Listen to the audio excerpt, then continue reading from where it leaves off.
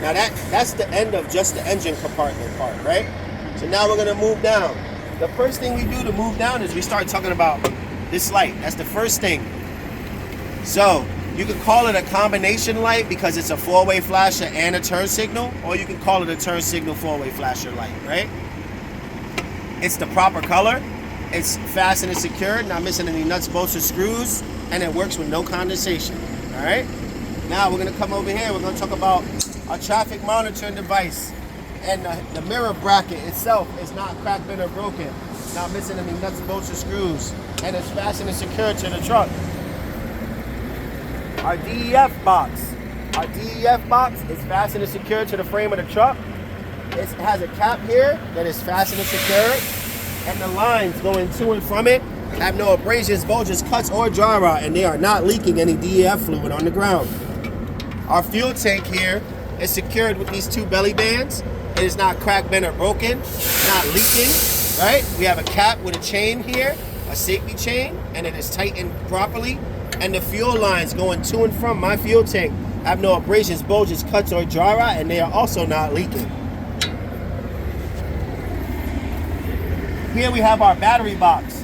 Our battery box is secured, it's closed, right? If I were to open this battery box, I would want to make sure that there is no excessive battery corrosion, that the cables that connect all the batteries together are not broken, they're not cracked, they're not bent.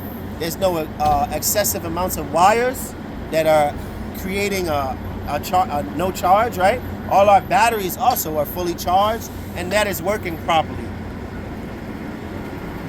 Now we're going to talk about our airlines here on the back of the tractor. They're properly secured. They're properly secured to the back of the tractor. They're properly stowed. Our electrical connection to the back of the tractor is in the lock position. It is also properly stowed. These airlines have no abrasions, bulges, cuts, or dry rot, and they are not leaking. This electrical line is not cut, torn, worn, or frayed, and shows no excessive wear or any exposed wires. All right. The frame to our truck is not cracked, bent, or broken. The cross member also is not cracked, bent, or broken, and there are no illegal welds on my truck. Now, I'm going to follow these airlines after I talked about them being stowed, and I'm going to follow them to the glad hands. The glad hands are in the lock position. They're not cracked, bent, or broken, and these are not leaking. Our electrical connection to our trailer is also in the lock position.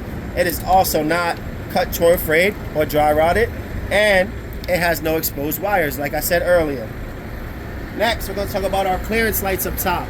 They're the proper color. They work with no condensation, and they're not missing any nuts, bolts, or screws. These tires should be 2/32 of an inch, so should those tires be. Oh, and that tire is 4/32 of an inch.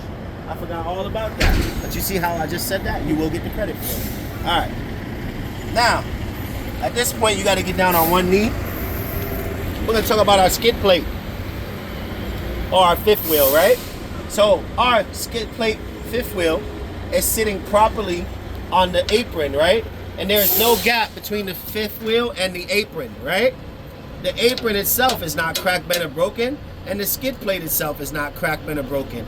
This one is fastened and secured to the platform, right? And the platform is not cracked, bent, or broken.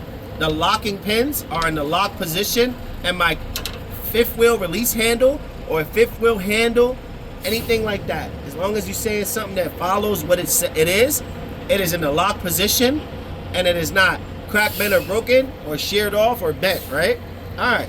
Now, if I were to get behind here, I would look into this hole, and I would see that my locking jaws are firmly around, the kingpin is firmly wrapped by the locking jaws. I'm gonna get under there. Yep.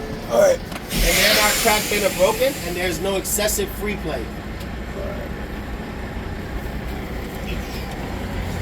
All right. But now, before I move on to my landing gear, I want to talk about the side of this trailer. We have an extensive amount of DOT tape going all the way down. It's not ripped off, and it's properly put on, right? There's not any of it missing. Yep. Right? All right. The clearance between my landing gear and my mud flap, or my landing gear and my skid plate, is enough so that when I turn, they will not touch. All right? My skid plate's feet are properly raised. They're off the ground. My crank handle is in the lock position, and our fifth wheel feet are not cracked, bent, or broken, and our Our tank handle works in both high and low gear and is properly stowed. Our landing gear frame itself is not cracked, bent, or broken. It's not pushed into the left or the right or back or forth, right? All right, and it's not damaged.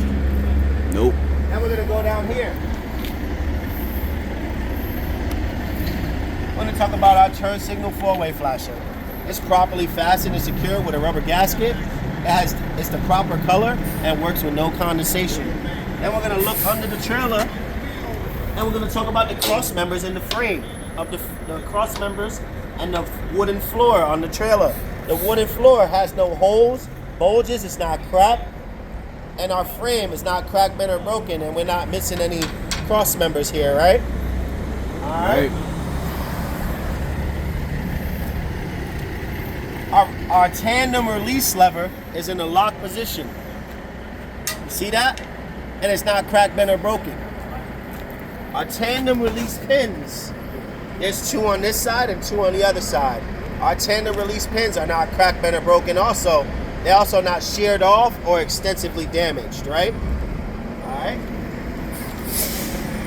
You guys don't need to talk about any of these. Let me get to the back of the truck. Here I have a good amount of DOT tape on the ICC bumper and on the back of my truck door, right? My truck door is also locked, not broken. It's not coming off, right? Not cracked, no major holes.